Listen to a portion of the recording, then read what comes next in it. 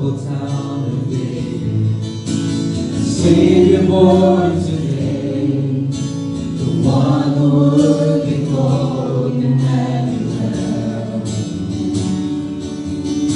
Behold the Lord of heaven, in holy robe proclaim, the one who would be called Emmanuel. The Messiah, our God, is with us now, and the angels cry, holy, all creation cries, holy, you are lifted high, holy, holy forever. You people sing, holy to the King of Kings. Holy, you will always be. Holy, holy forever.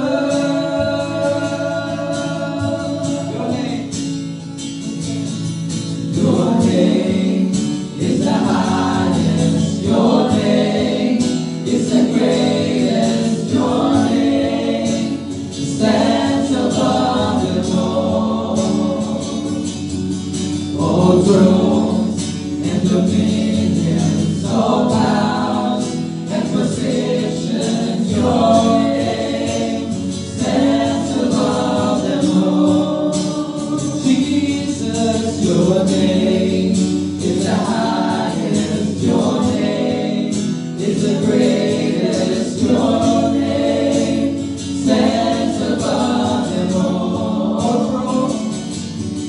all thrones and dominions, all powers and positions. Your name stands above them all, and the angels cry, holy, all creation cries, holy, you are lifted high, holy, holy forever. Yes, your Lord, your people sing, holy unto the King of Kings. Holy, you will always be. Holy, holy forever. You will always be. Holy, holy forever. You will always be. Holy, holy forever. You will always be. Holy, holy forever. You will always be. Holy, holy forever. Hallelujah. Always be holy. Always be powerful. Thank you, Lord. Jesus. Truly, Lord, you are our Emmanuel, God with us. Thank you, Jesus. Lord, you said in your word, you will never leave us nor forsake us. And Lord,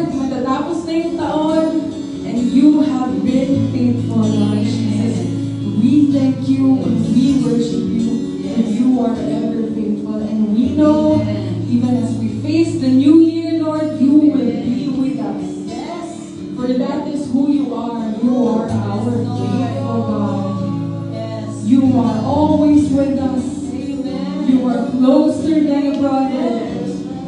Thank you, Jesus. Holy Spirit, you are in us, you are with us, you are all around us. Thank you, Jesus. Thank you for being so close to us, Jesus. Oh, we worship you, Lord. Where can we go if you cannot find us, Lord? Thank you, Jesus.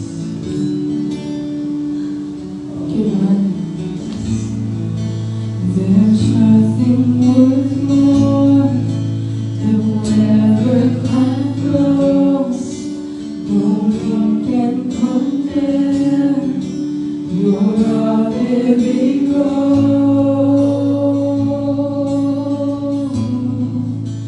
Your presence, Lord. Thank you, Jesus. We can sing. I've tasted and seen of the sweetest of loves, when my heart becomes free and my shame is undone.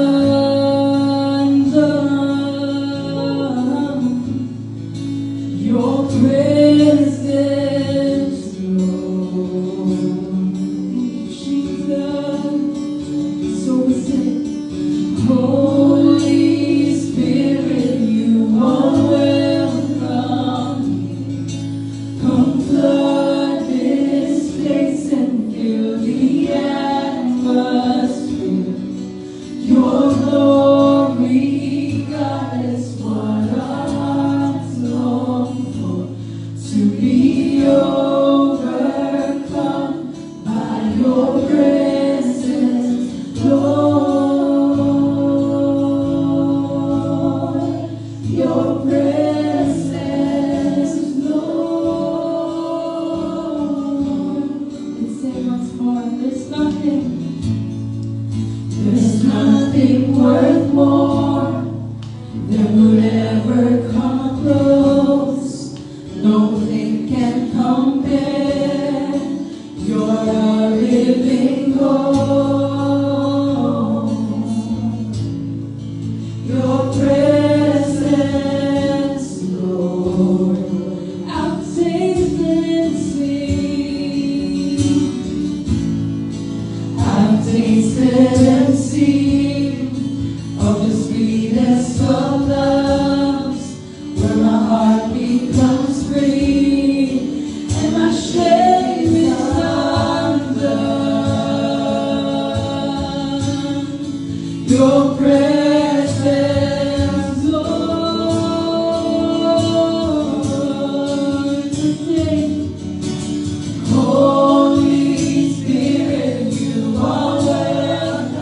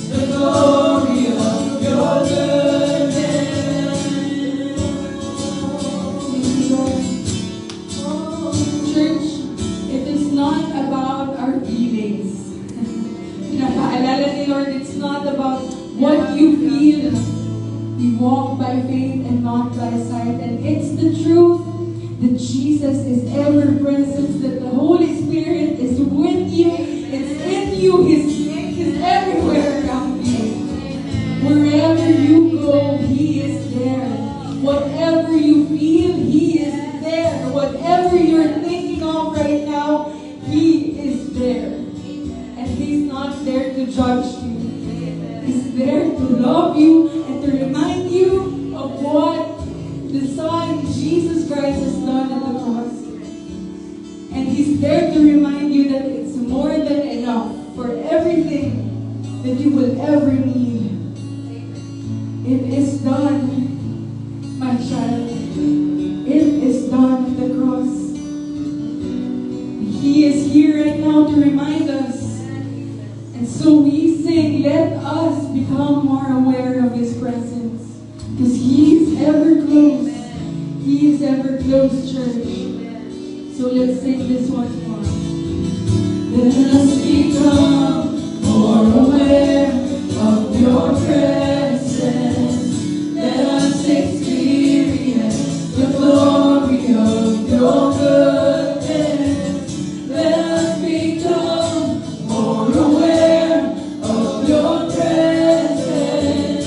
Let us experience the glory of Your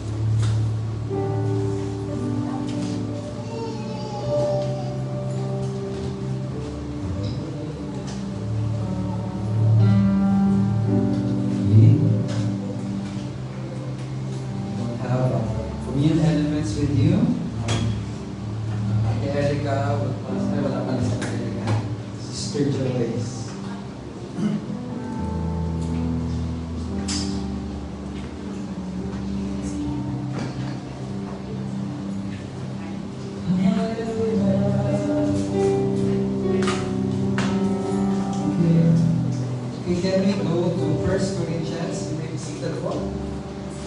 Sister Joyce, you can see rest in the presence of our Lord Jesus while having an Indian Holy Communion. 1 Corinthians chapter 11 verse 23.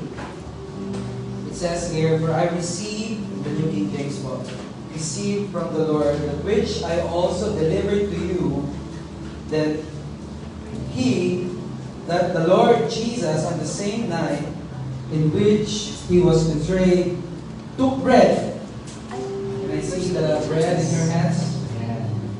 Took bread, and when he had given thanks, he broke it and said, "Take, eat, this is my body, which is broken for you. Do this in remembrance of me." Verse 25. "And in the same manner, he also took the cup." Where's the cup? Show me your cup in your hands. Yeah.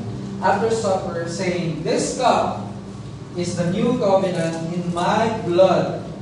This do, as often as you drink it, in remembrance of me." Verse 26. "For as often as you eat this bread and drink this cup, okay, you proclaim the Lord's death till He comes." Amen. You know po, in the Old Testament, okay, whenever the children of Israel sacrifice a lamb for burnt offering, as they face a strong enemy, you know, whenever they offer a lamb for burnt offering, okay, burnt sacrifice, victory was theirs. So every time po children of Israel, encounter sila ng enemy against them, okay, they will offer a lamb. There's a truth in that in Samuel chapter 7, verse 7 to 11, but we will not go there. It's a story when the Philistines were coming against them. The prophet Samuel offered a lamb, okay, as a burnt offering. As it was being offered, the Lord came like a loud thunder on the Philistine army and confusing them, and this led to victory for the Israelites. So every time they will offer a lamb, when they encounter, you know, enemies, great enemies, they will offer up the lamb. And once they offer the lamb, rest assured for the victory is there. So, same with us also. Every time something bad happened to us, to our children, okay, by offering a lamb sacrifice, okay, they're proclaiming the Lord's body. So, in the Old Testament, by offering a lamb, okay, it's like proclaiming the Lord's body. And John says that Jesus is the Lamb of God that will take away the sins of the world.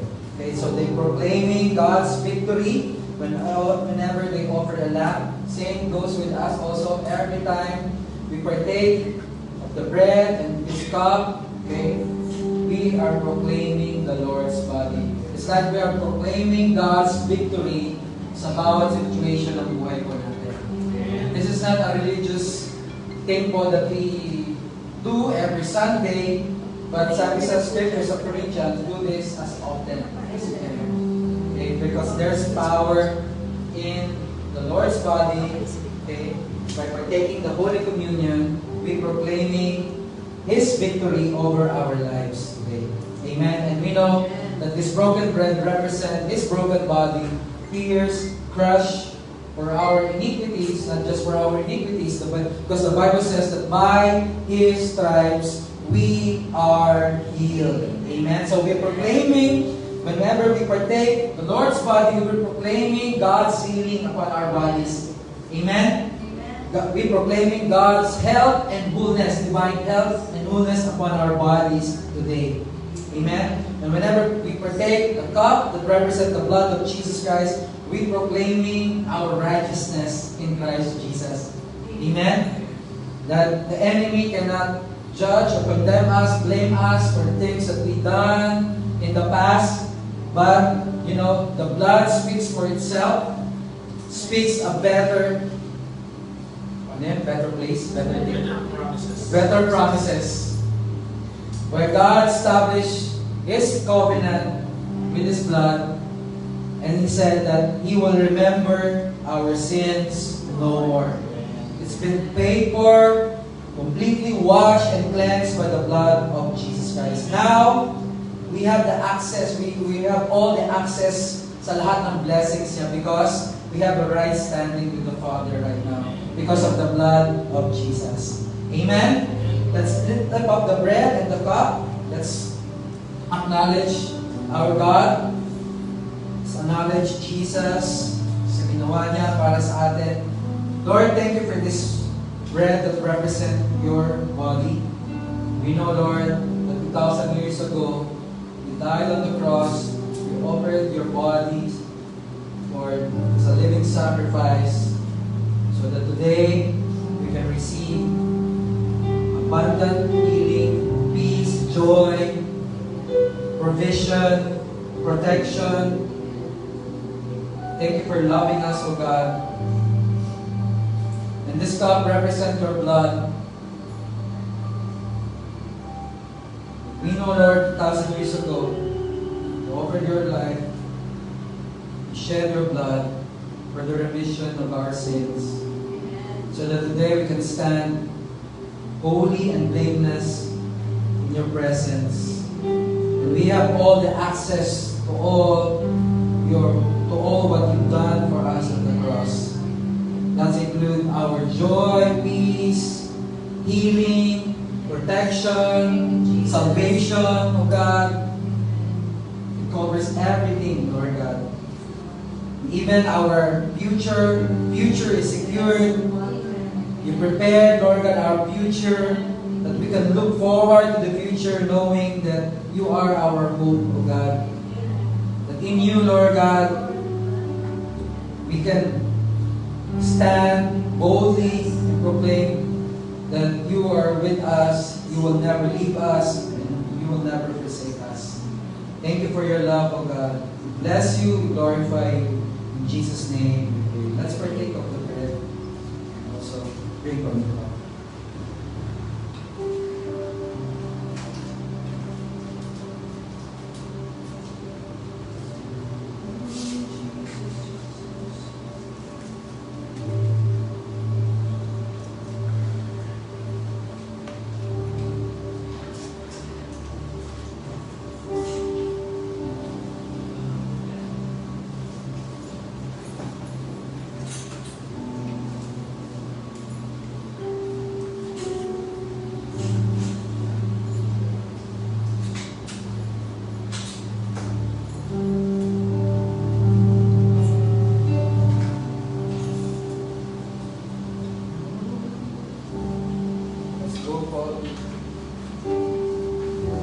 Philippians 4:19.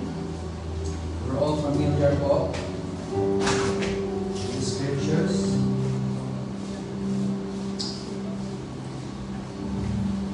And alam po natin na nagkaroon po tayo ng series about the book of Philippians or the epistle of Apostle Paul to the Philippian church. And it says in verse 19, Philippians chapter 4 verse 19, it says here, and my God, can we declare this? And my God shall supply, let's declare it, all my needs according to His riches in glory by Christ Jesus. Our God shall supply all our needs according to His riches and glory by Christ Jesus. No. The reason, the purpose for why we are giving our tithes and our offering today, because 2,000 years ago, Jesus Christ offered His own life for us. So we know that He was rich, but yet He became poor, so that through His poverty, we became rich. Amen? He provides not just material things, but also physical healing, spiritual healing, health and wholeness. Today we can look up to the cross and we can see what Jesus Christ has done for us at the cross, we can see that our healing has already been provided. The provisions that we need has already been provided. The deliverance that we need, our healing, has already been provided at the cross. Breakthrough has already been provided at the cross. Amen. We give today not just because we want something from Him. Okay? We give because it is our response to His love for us. Amen. He came to give us life and have it more abundantly. That is the that's the quality of life that God has in store for all of us. Abundant life. Amen. So are you ready to give? Yeah? Amen. Let me declare a blessing over you, over your family, over your giving today. Most gracious and kind, loving Heavenly Father God, thank you, Lord. Thank you for everything that you have done for us. We thank you for your provision, Lord. As we look upon Jesus, He is our provision. Jesus is our provision. He is our peace. He is our breakthrough. He is our everything.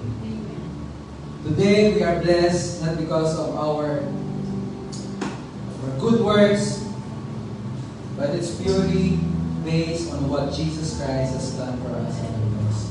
Oh, we receive everything, O God, by faith in your Son, Jesus Christ. I lift up to you every family of Grace Life.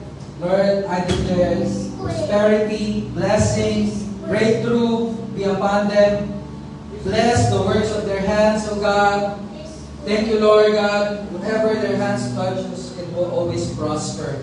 You give them the power to get wealth, O God, because they are anointed and appointed by you, O God. Thank you, Father. The blessing overflow over their household, Lord God. Blessing, provisions will come from the east to the west, to the north, to the south, Lord God. Deliver it right into their doorsteps, O God. Thank you, Lord God, for your blessing, O God. We bless you, we glorify you. In Jesus' name we pray. Amen and amen. We have some announcement.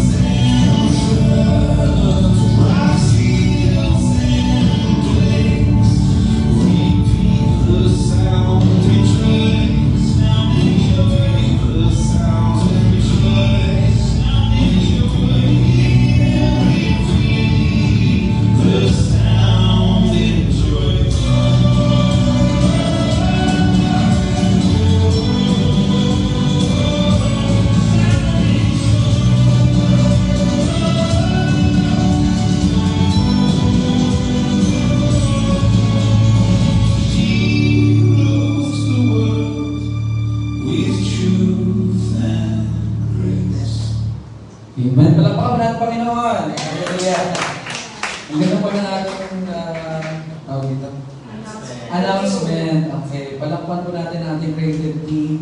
Actually, si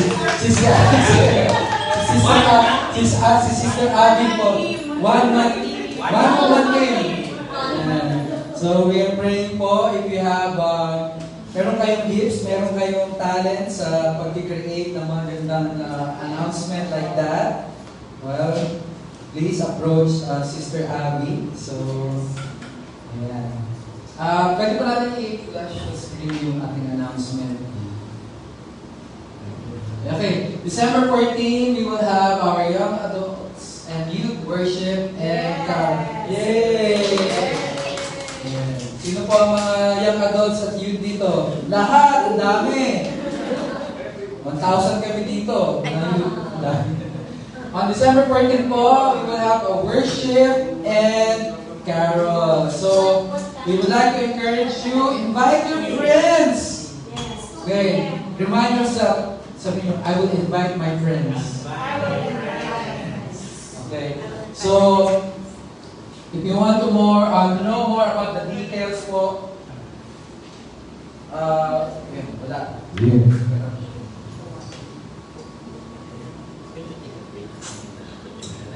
Okay, if you want to know more of the details po ng ating gathering sa December 14, please approach po or message Brother Carlo or Sister Isa or Sister Abby po about the details po.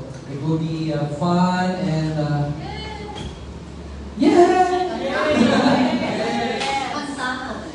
kantahan, caroling, ayan. So, mag-enjoy po ang ating mga young adults at ang ating mga youth. Okay. Amen. December 22 naman, we will have our GLF Anniversary Sunday! Glory to God! Amen! Okay, God bless po ito. So, kung meron po kayong specialty na sa inyong family na gustong i-share, welcome po iyan. Brother Carlo, mag-ano po siya ng filet mignon. Hindi ko na alam, pinapal ko lang pala kay Pastor Prince yung filet mignon. December 22, we're celebrating for our 3 years of existence. As a church, amen. Glory to God. Patuloy po na napakabuti po at patuloy po bibigyan ng increase si Lord sa ating church. Amen? As we continue to lift Him up over this church, He will draw all men to Him. Amen. And on December 29 naman, Children's Christmas Presentation. Children/ladies. Kasama/ladies. Yan. Kasama po ng mga ladies magpe-present ang ating mga children's. So, exciting po ito. Alam ko po naghanda sila ng umatikabong dance number. Umatikabong. May heavy lifting po nangyayari dito. So, abangan po natin sa December 29. Okay. So, anything else? Okay, I know that you're ready for the word this morning. Hindi po ako mag-share ng word sa inyo, but ang aking po beloved wife, si Sister Joyce, ang mag-share ng word. Balakpan po natin ang Panginoon sa buhay ni Sister Joyce. Pagbagan mo si Joyce.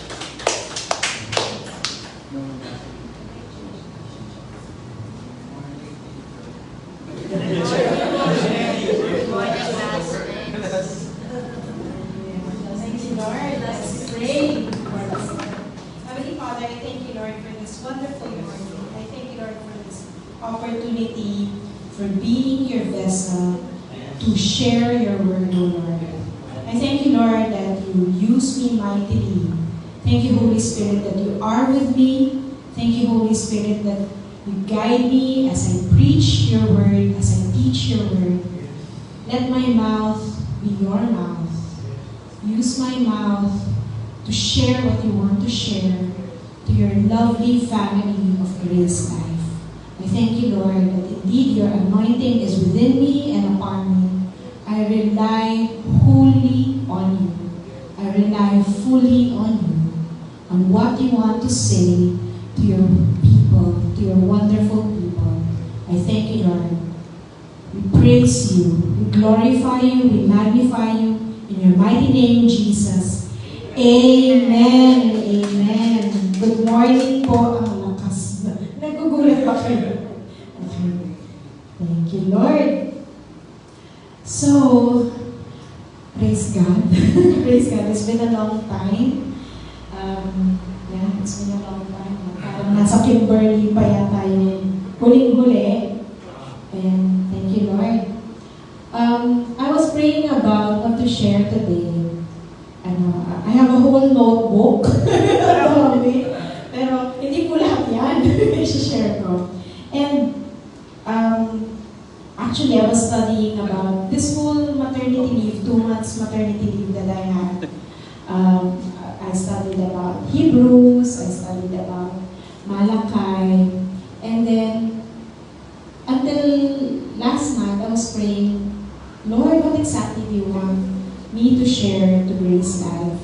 And Grace Life is a, very important kay Lord, very special to Lord. And I don't want to share kung ano yung na-prepare ko. I want exactly what the Lord wants to share. So, yung talagang nag-bear witness sa akin, nililid sa akin ni Lord, is to continue with the parable of the sower and the soils. Di ba po ito yung shinare ni Pastor last Sunday? So, yung parable of the sower and the soils. So, we have 3 main characters dito. May 3 main characters. Happy New Year daw. Happy New Year. Testing lang. Meron 3. Sabihin nyo nga 3 main characters dito.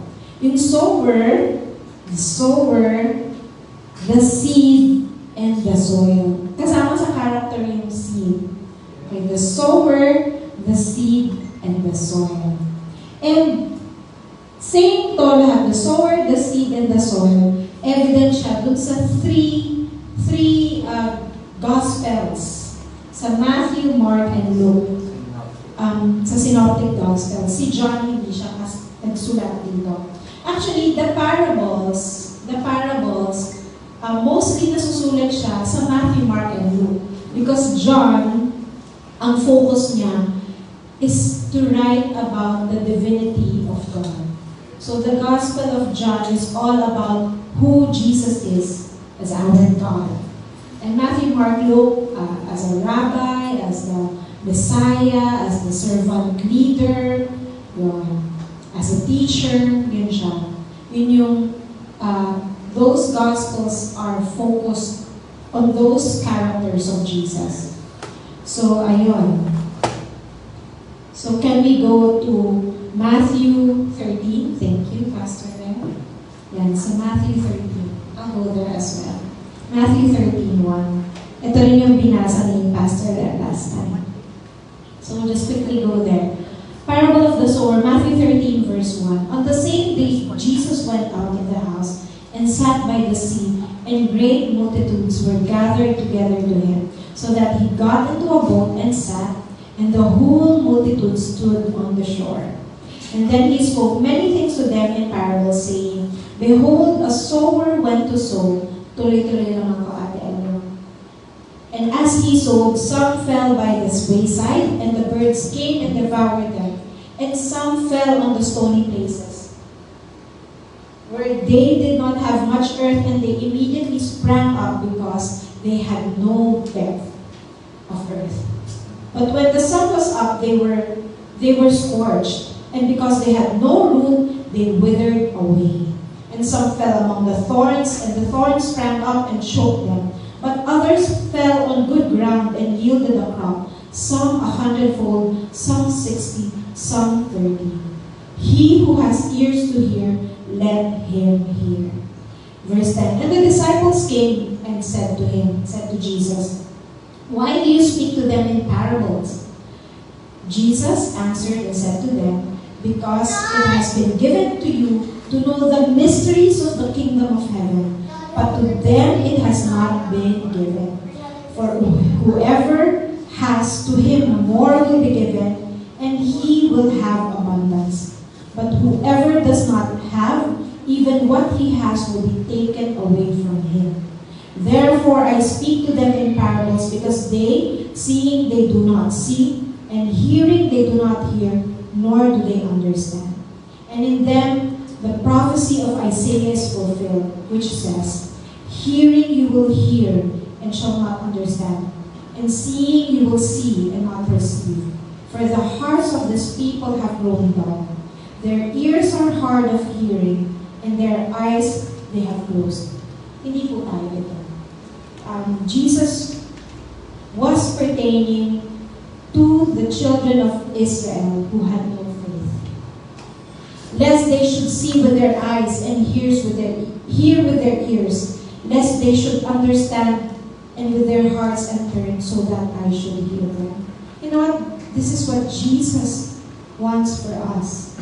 That we see with our eyes and hear with our ears, see with our spiritual eyes, and hear with our spiritual ears, that we understand and that our hearts turn and Jesus heal us. And Jesus has healed us.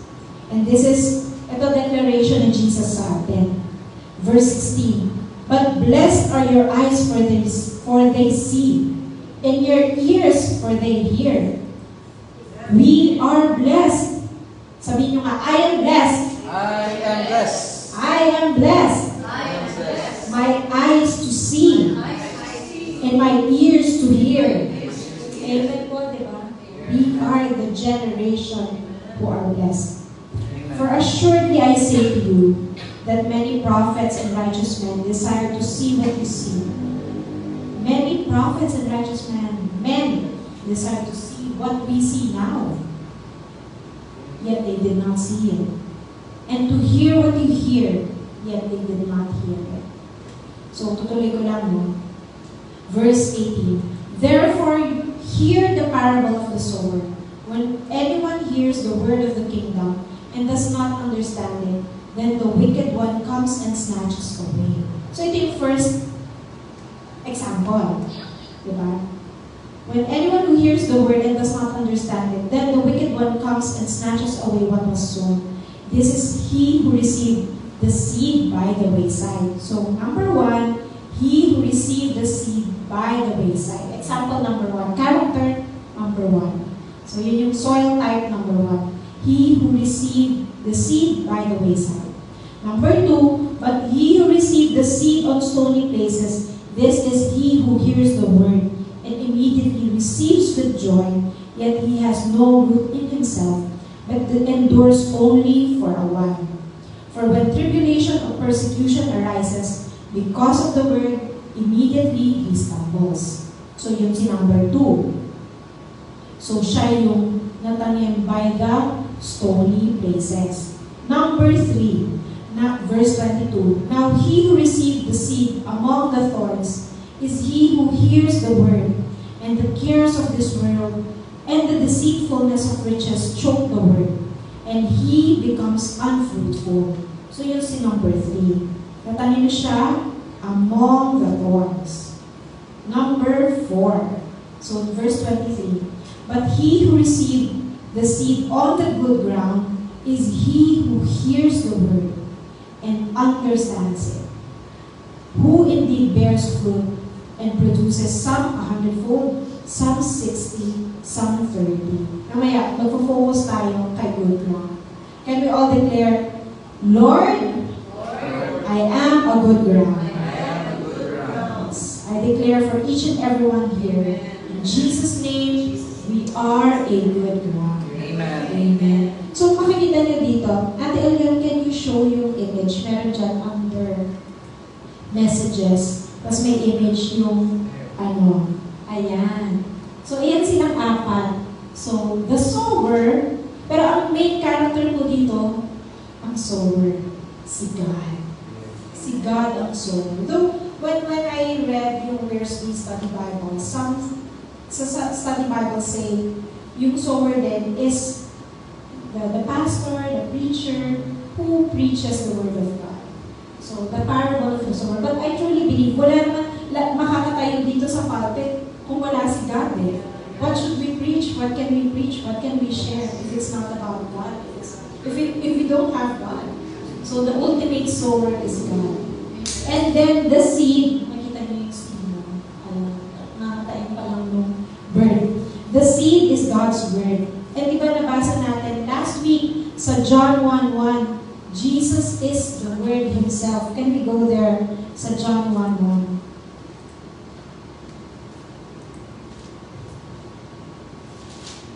In the beginning was the Word, and the Word was with God. So ang Word, which is the seed, is si God and Jesus Himself. In the beginning was the Word, and the Word was with God, and the Word was God. So whatever we preach here is Jesus Himself. The words that are taught here, that are preached here, is Jesus Himself. When we study the Word, we study Jesus Himself. Yes. We receive Jesus Himself. In the beginning was the Word, and the Word was with God, and the Word was God. He was in the beginning, verse 2. All things were made through Him, and without Him, nothing was made that was made. Wow. Ang ganda nito, John 1. Actually, kung Bible maganda. Pero you can see who Jesus is clearly. Who Jesus is as our God. And He is our Word. Verse 14. John 1:14. And the Word became flesh and dwelt among us. And every time we study the Word, we hear the Word, we read the Word, what happens? We behold His glory. We beheld His glory, and the glory as of the only begotten of the Father, full of His grace and truth. We see Jesus in all of His glory, full of His grace and truth. Amen. Wow, how beautiful. And Grace Life family, I want you to see this, that every time you read God's Word, it's not about a religious activity that we have to do. Yeah.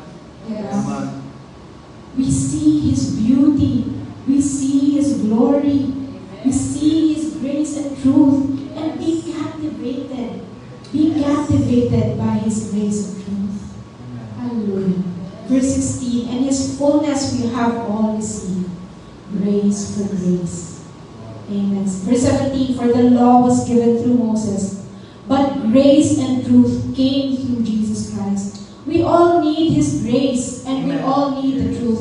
In this world that is full of lies, full of chismes, full of whatever things, kung ano-ano dyan sa social media, let us not be captivated by the social media, but let us be captivated by His grace and by His truth. Kung ano bang chismis ang nandyan, ano bang nagaganap dyan, hindi natin kailangan ang mga balita ni Santa Marites. Hindi natin kailangan ang balita niya. What we need is His grace and His truth. And you know, the news, whatever news channel is there be kung ano na nangyari sa iba't ibang bansa. Yes, we pray for our country, we pray for all the countries in the world, for whatever current events that we have. But let us not be shaken, because the truth, when Jesus came through, the truth came through Jesus Christ, and Jesus is our rock and our only foundation, and we need not to be shaken. Amen. Amen and amen. So yan. Sinabi ni Jesus dito, diba? The purpose of the parables. The purpose of the parables, bakit nga ba? Parang ang lalim, diba? Kapag binasa mo yung parables, at the onset, parang, anong ibig sabihin niya? But you know what? God doesn't want to hide the Word from us. God doesn't want us to not understand His Word. You know what? Because we who read the Bible, we are very special to Him. Let's go to Mark 4:11. And then nasa Mark 4:11, nandun din sa Matthew, nasa Luke 8:20 din. Luke 8:10 din. Why Jesus speaks in parables? You know, Jesus speaks in parables for us to know the mysteries of the kingdom of heaven. You know, secrets are revealed to His special people. And He said to them, to you it has been given to know the mystery of God. Yung secret, di ba yung best friend? Di ba binibigay mo lang yung secrets mo sa best friend mo? Di ba? Sa couples, may secret mo binibigay mo lang din sa partner mo, sa husband, sa wife. Ganyan, di ba? So, the mystery of the kingdom of God is specially given to us.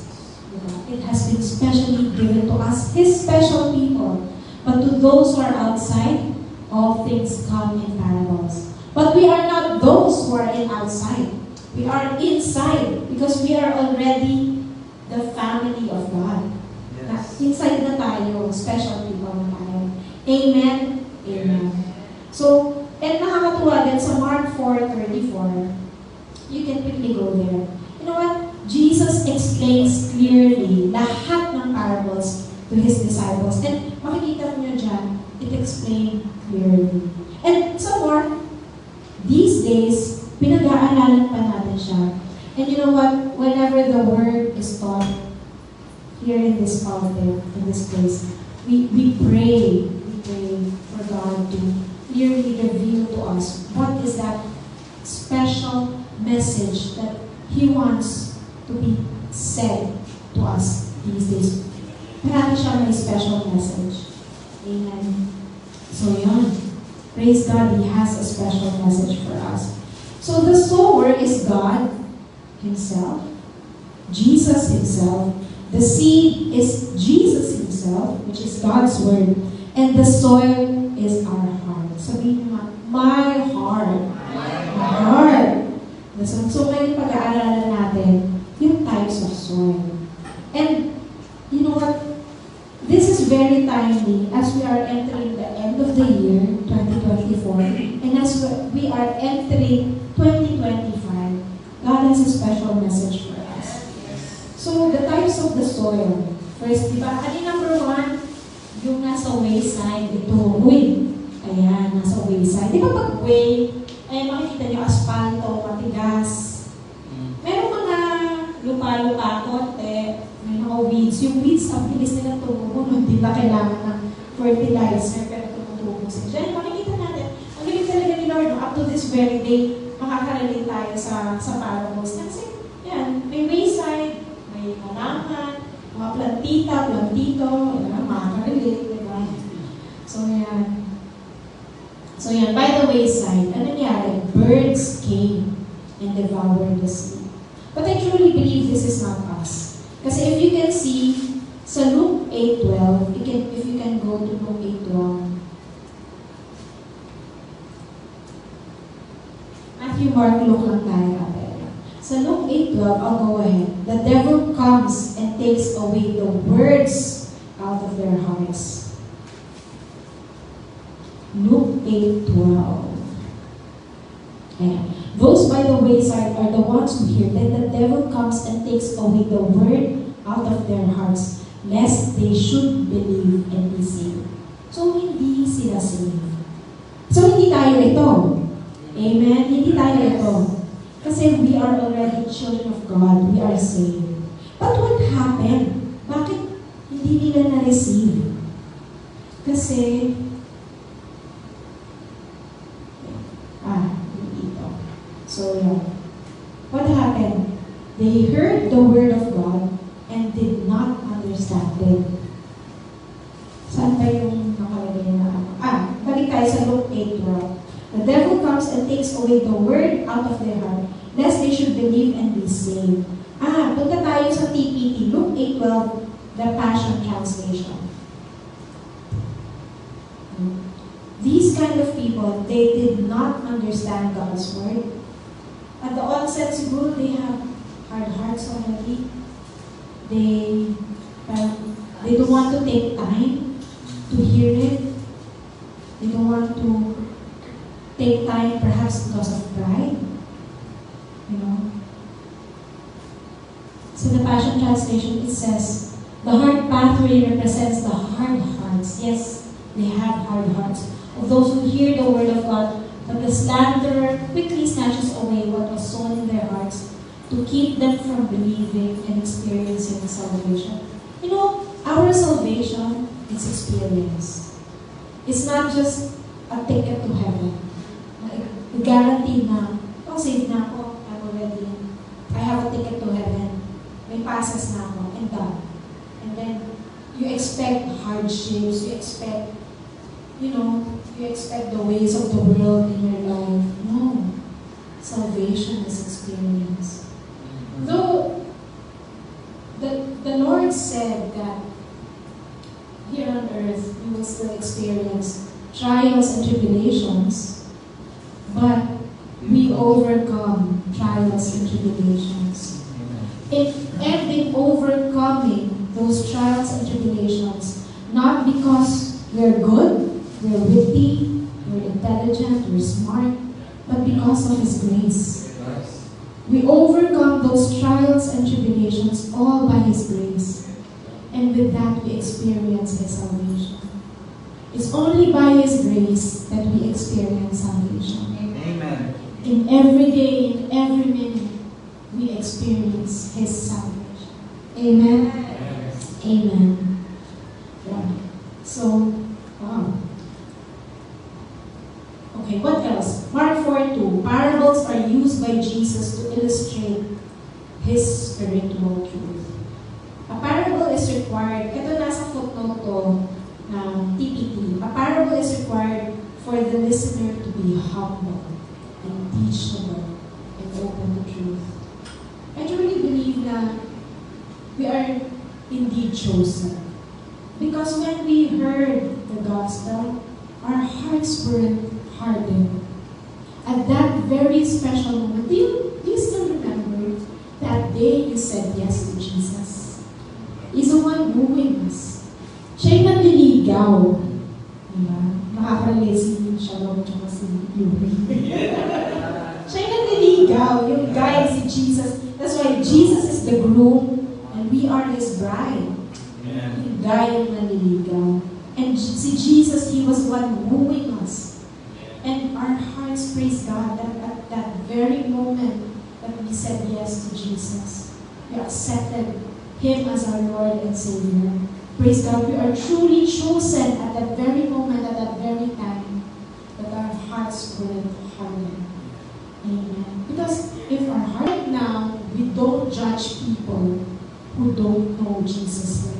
The reason why we continue to preach, the reason why we have this Facebook Live, because we don't know people just randomly sees our video. Di ba, we have brothers na we came kasi nakita nila yung video eh. And we search for our church. We look for our church. And that's the reason why we continue to teach the gospel, to preach the gospel, because there are so many people who still needs to hear God's word. And we just continue to preach until those hearts who are ready to receive Him, receive Him. And then they come into the family of God. Amen? Amen. Yeah. Punta ka ate lang sa Matthew 13 verse 11, the Passion Translation. Ang ganda nito. And you know what? This is the message that God wants for us. Because when we receive God's word, in Matthew 13:11, the Passion Translation, He explained, you've been given the intimate experience of insight into the hidden mysteries of the realm of heaven's kingdom, but they have not. But we, wow, let this sink in. We have been given the intimate experience of insight into the hidden mysteries of the realm of heaven's kingdom. What does it really mean? What does it really mean? When God says we are the special people who has been given the intimate experience of insight.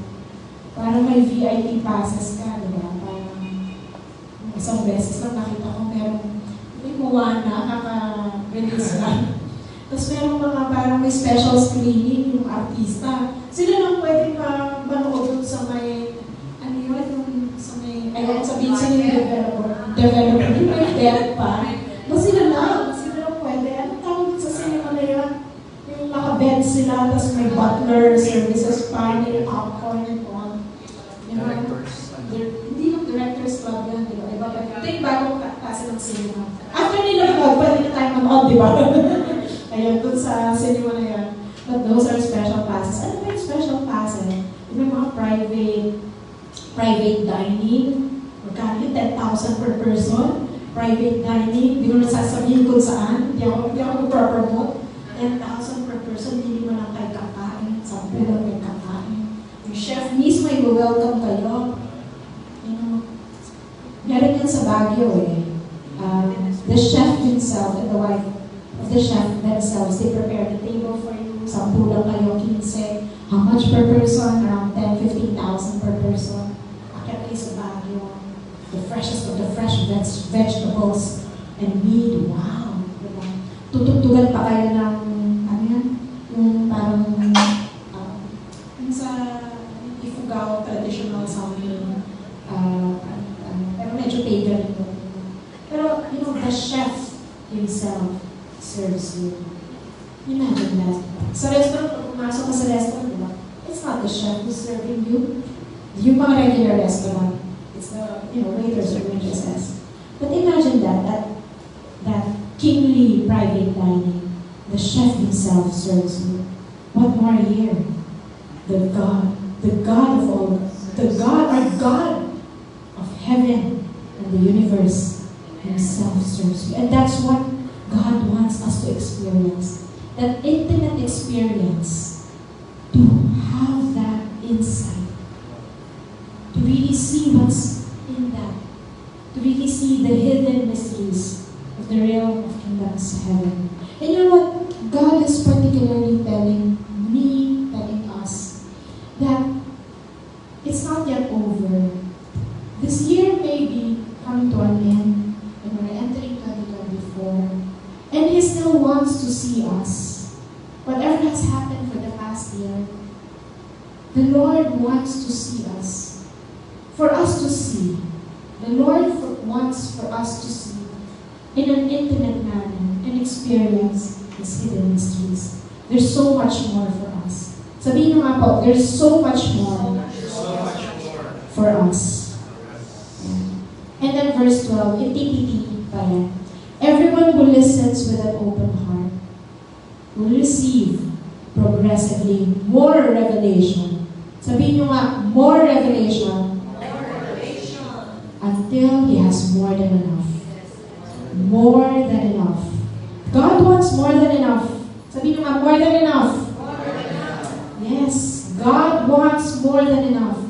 But you know what? The Lord is also telling us, listen with an open heart. My child, listen with an open heart. It's not difficult. It will only be difficult when we have makikita natin yung reason, makikita natin example ni stony places, ni among the thorns. Bakit ba hirap mag-receive? Pero when we listen with an open heart, we will receive more revelation. We want more revelation? Yes. Yes, definitely. God is telling us, my child, remove all those stones. Just listen with an open heart. But you see, for the stones to be removed, ano siya, no? It's side by side. For the stones to be removed, just listen with an open heart. For the weeds to be removed, just listen with an open heart. It doesn't take wits. It's just simply saying, Lord, I need you. Period. Yun lang. And there are times you don't even have to say anything. Because the Lord understands you. The Lord understands you. Amen. And ang ganda din, verse 16, let's jump to verse 16. Sa Matthew pa rin, TPT. Blissful are your eyes is the declaration of God towards us. Blissful are your eyes for you see. Tingnan nyo nga our ears. Yes. Our ears are open to hear what God has for us today, for the rest of the year, for 2025, until Jesus comes. In Jesus' name, already. It's 11:40 now. I don't want to rush this. It may be studying more. I don't know. Let God open the gift to us. I don't want to rush this. Okay, you know what? Jesus taught in parables to fulfill the prophecy. Ano na ito? Psalm 78:2.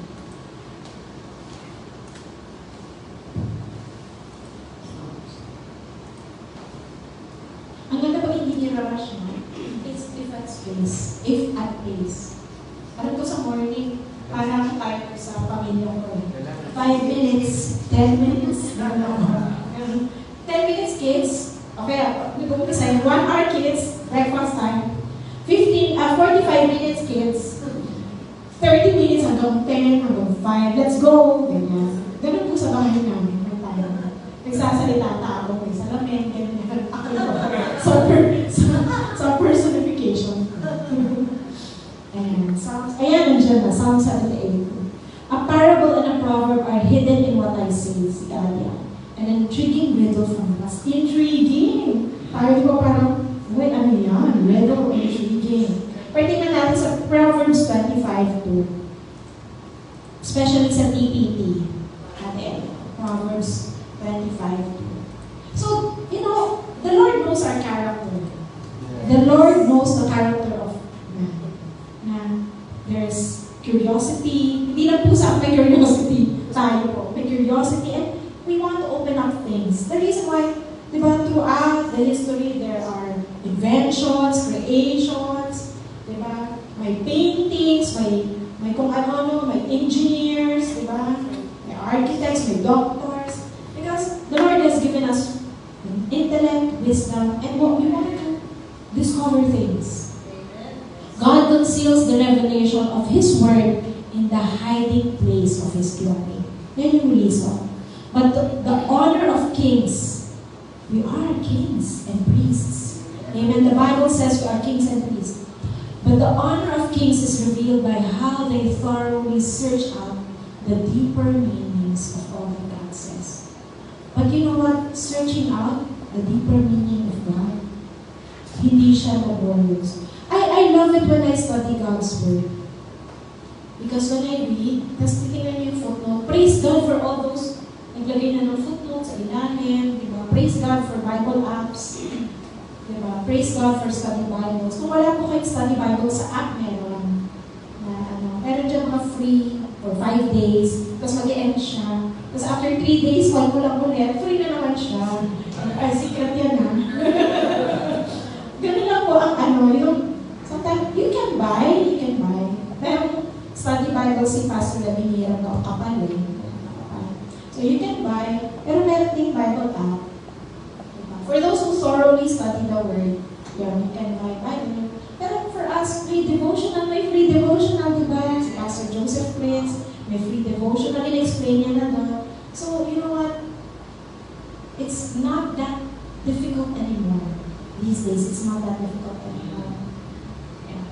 So, and we are kings, and God reveals His Word to us. And God reveals the deeper meaning of all of that. And I'm excited for 2020. Hindi lang 2025, syempre may isang buwan pa tayo. I'm excited each day that all of us, ito yung message sa atin ni Lord, be excited. Be excited to search out His Word. Be excited to receive from Him. Amen. Yeah. Amen. So, yun, na-miss out ni Wayside. Pero hindi tayo yun. Hindi tayo yun. At meron pang isa, si Stony Places. Yeah, bibilisan na lang natin. So sa Stony Places, anong condition? Pakita mo nga ulit natin yung picture. Yeah. Sa Stony Places, ayun may bato, tapos may konting lupa. Alam niya ni Mama, kasi sa bahay, hindi pwede yung halaman dito, hindi yan mabubuhay na rin. Ako wala akong kaalam sa halaman. Wala akong kaalam sa halaman. Kailangan dito yung halaman mabubuhay na dyan. So, yan. So, yung halaman, hindi siya pwedeng mabato. Kailangan maganda yung soil niya. So, ano daw yung meron dito kay Stony Places? So, no depth of earth, mabato nga siya. Meron pala sa Israel, merong places na gano'n ay nabasa ko kagabi. Na limestone kasi sila yung stone. So mukha lang siyang may lupa, pero sa ilalim limestone na pala. Ang experience ko lang sa limestone, ano yan eh, it has a tendency to crumble. Yeah. So immediately it sprang up, spring up siya, meron naman siyang dahon, may roots, pero hindi ganun kalalim. So, sino daw ito? These are the hearts that hear the word of God and immediately receives it with joy. So, some commentaries say it's a believer. Some commentaries say hindi siya believer. Pero some commentaries say this is a believer but emotional believer. So, this immediately receives it with joy. So, he received your word ni God. But it didn't take root in his heart. You know what the special message of God for us is? Let his word take root in our hearts.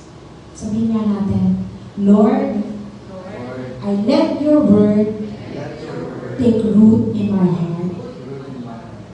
For the rest of December and for the years to come, let God's word take root in our hearts.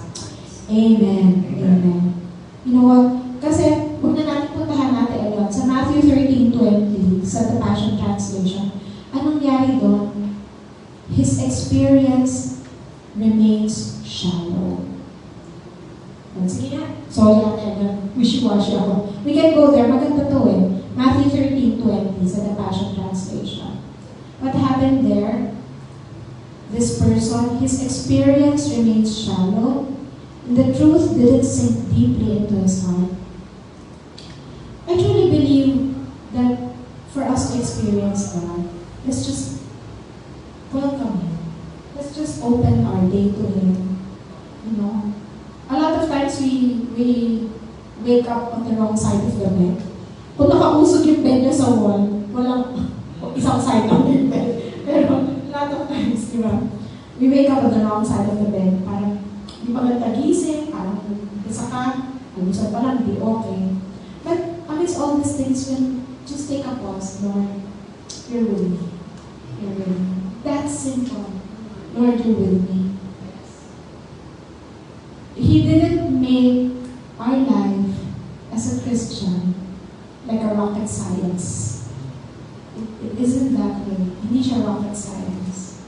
It's a simple relationship. It's a simple relationship. And relationship requires time to be with each other. Whether we all are people, right? Hindi mo lang nakikipag-usap sa robot. We are all people. We've been children, and relationship with our parents, it takes time. We've been friends, relationship with our friends, it takes time. Though hindi lahat dito married, but relationship with your husband and wife takes time. So relationship takes time. Ano man yung investment? Takes time. And we all have time. Meron po ba dito walang lahat tayo may 24 hours a day, right? Walang may nagkulang. Si Brother Bob may 24 hours a day, si Pastor Rem may 24 hours a day. Ako hindi ako 23 hours and 50 minutes. Hindi ko lang ako ng 10 minutes. We all have 24 hours a day. And that's a gift from God. And that's a gift from God. Amen. And that time is equivalent to experience. Let's just open up to Him. Whether it's a minute, 5 minutes, an hour, it doesn't matter. To God, a minute with Him, sometimes it's all that you need. A minute with Him.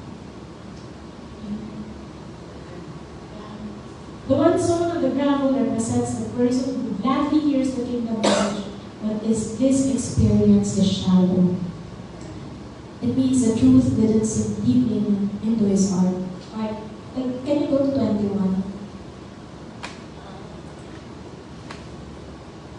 Shortly after he hears it, troubles and persecution come because of the kingdom message he received. Well, we all experience that, diba? Especially during younger Christian days. Yung bagong convert ka pa lang, hindi ka pa established, hindi mo alam kung people say this, people say that. We all experience that. But the reason why we continue to hear hear God's word is that to become established. Yeah. Then he quickly falls away from the truth that it sink deeply into his heart. But we are not this. The reason why we are here, and I encourage those who are watching on FB Live to come here and to experience Him. Worship is really an experience. It's different when you're on FB Live.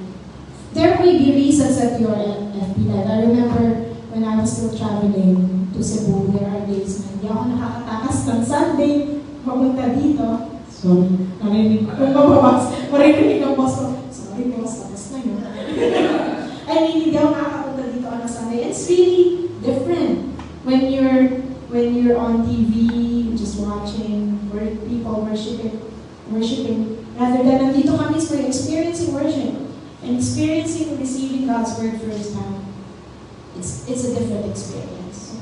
I encourage those who are on FB Live, come here. If not in this church, it's important you go to church. It's important you go to church. Yeah. Worship Him. It's not a secondary thing. Uminom nga tayong tubig, di ba? What more the living waters of our Lord Jesus Christ? That's the most important. So what is God's message here? That God's word take root in our hearts. In John 15, 4, verse 4, abide in me and I abide in you. That's the call of God. That's the call of Jesus to us. 14, John 15, verse 4.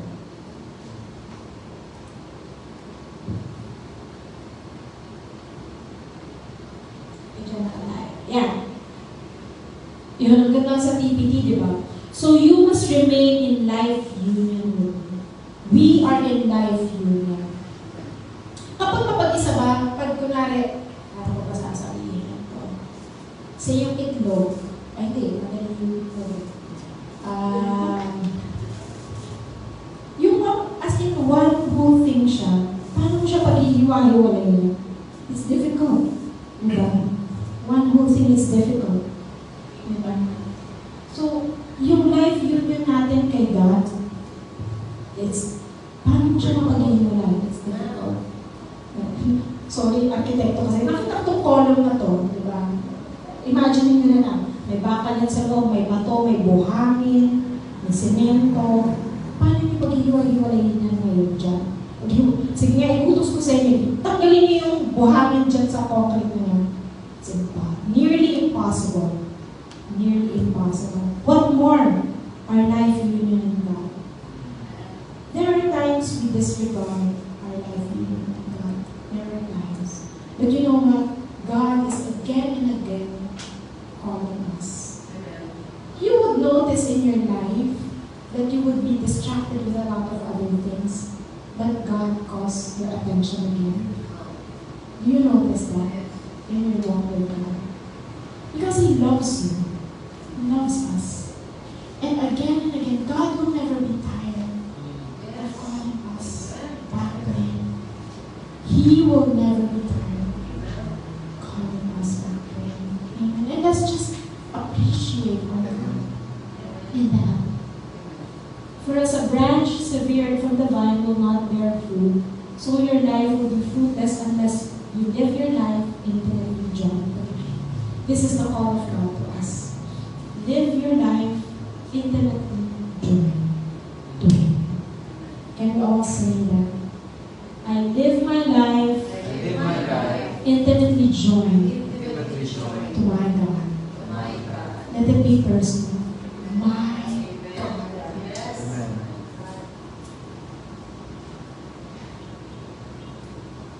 My God. Wow.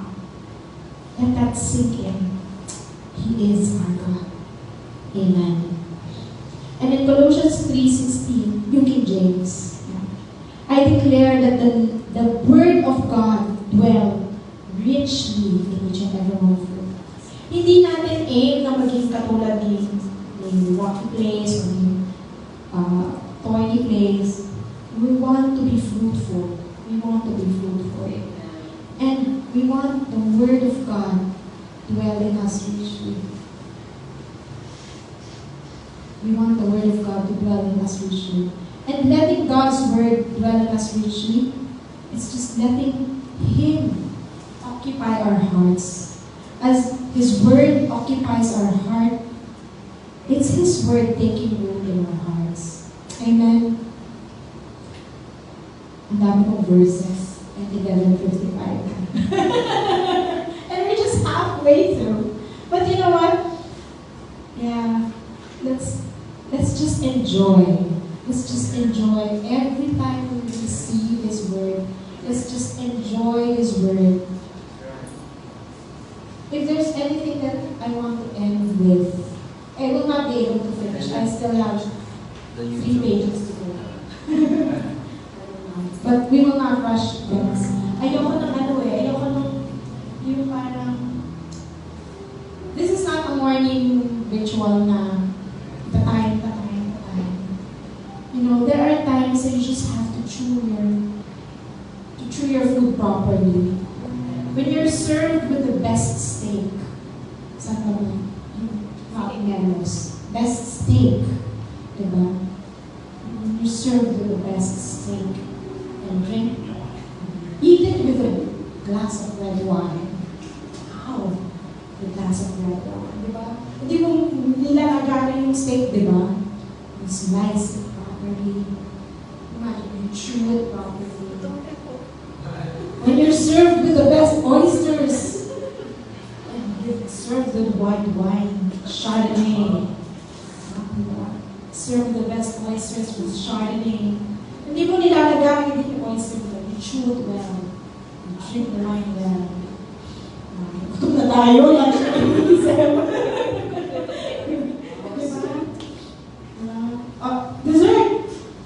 Ay, yung limoni sandwich. Mary Grace, give me something here. Limoni sandwich sa Mary Grace. Hindi mo siya minakatala. You let it seep to your tongue. You don't rush things. You just let it. Say the Word of God. Say the Word of God. That's why, let's go to Matthew 13, verse 11, the Passion Translation. You know what? Intimate experience, spending time with your loved one. Hindi siya nag-rush. May times when nag-rush tayo, di ba? When you're going to a place. But when you're there, say, imagine yourself with your family, having a vacation. I know it's difficult with toddlers, di ba? Parang nasa Jurassic. Hindi siya sa a walk in the park, pero Jurassic Park. There are times. And I pray it will come a time to families with daughters. We've been there, no? Parang nasa Jurassic Park. Pero there will be time na you just have to hush and settle down. And just, savor that time with your family. It takes time. It takes time. And being in an intimate experience with our God, it takes time.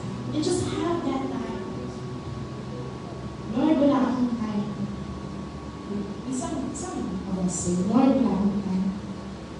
Just remember, we've all been given 24 hours. In a minute, 1 minute, sometimes a 2 or 3, and that intimate experience with God 3 minutes.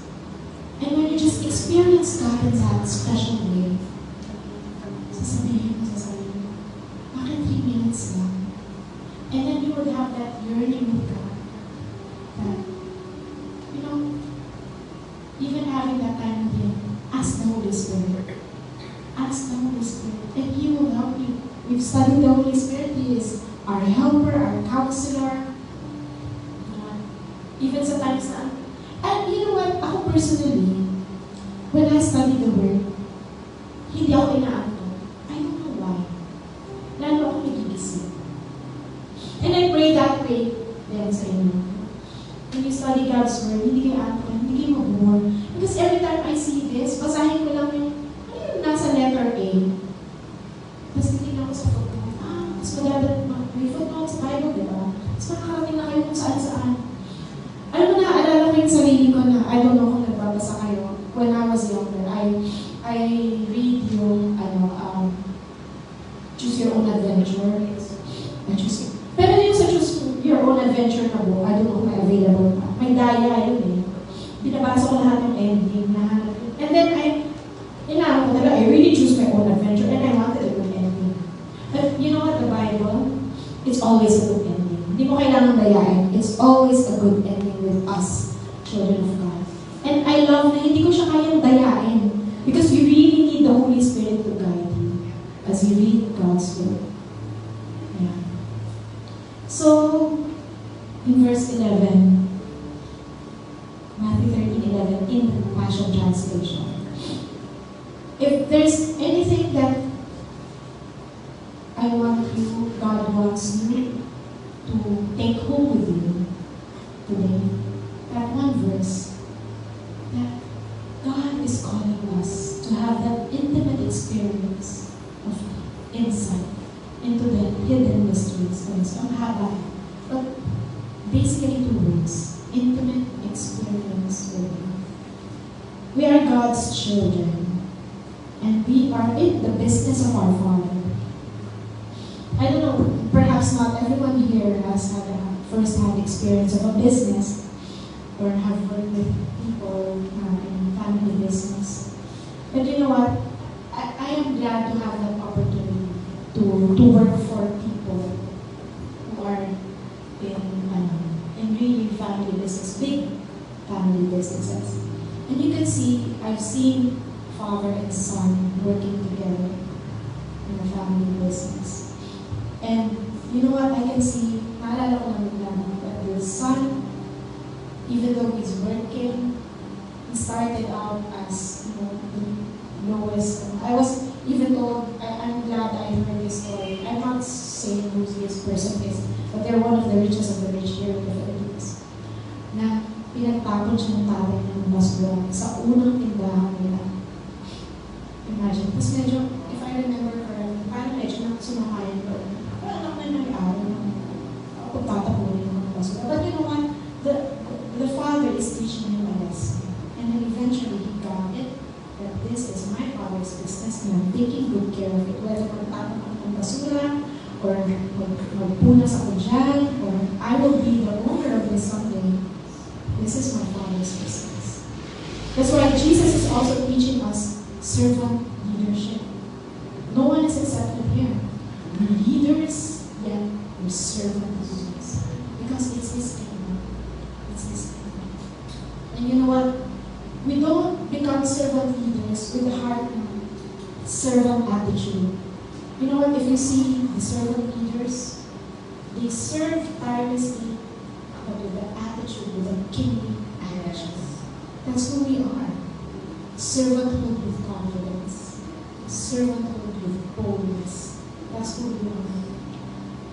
And this place is God's place. Our home, God's home. That's why every one of us has a part to partake in. And you know what?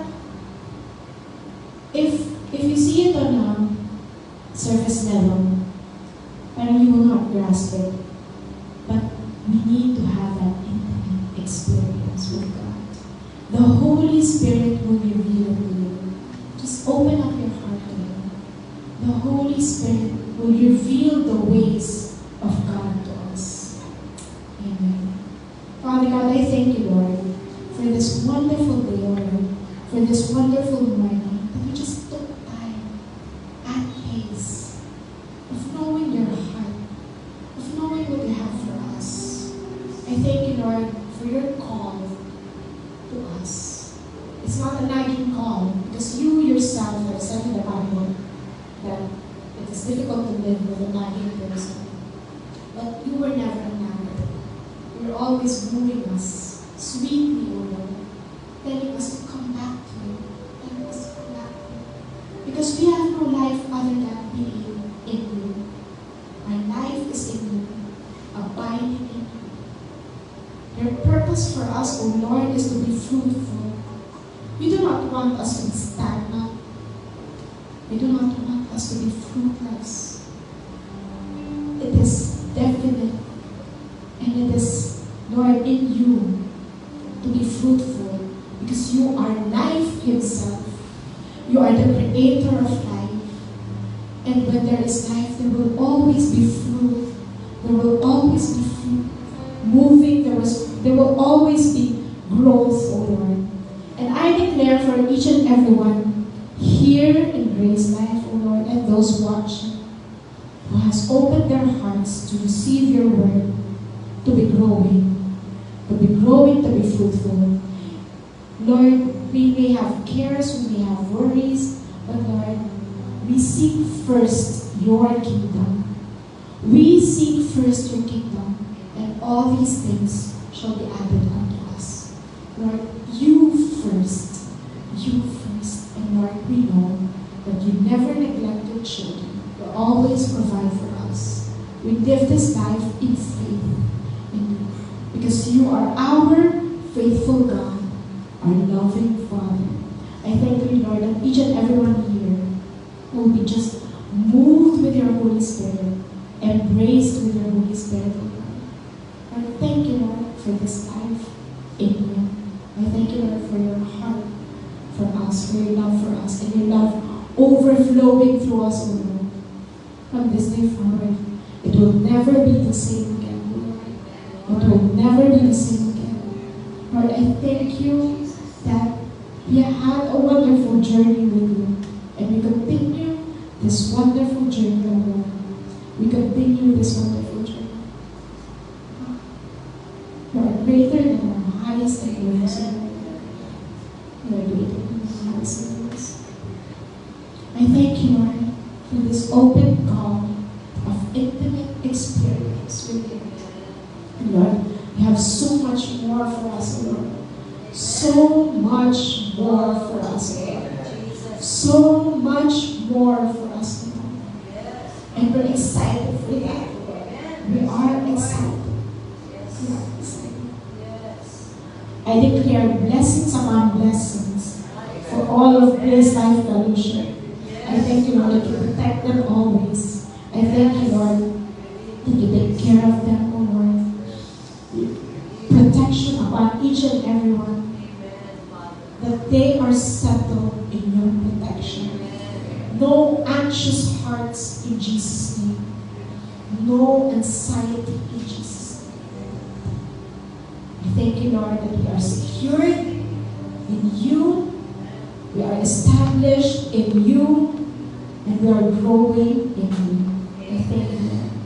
We praise you, we glorify you, we magnify you. In your mighty name, Jesus. Amen.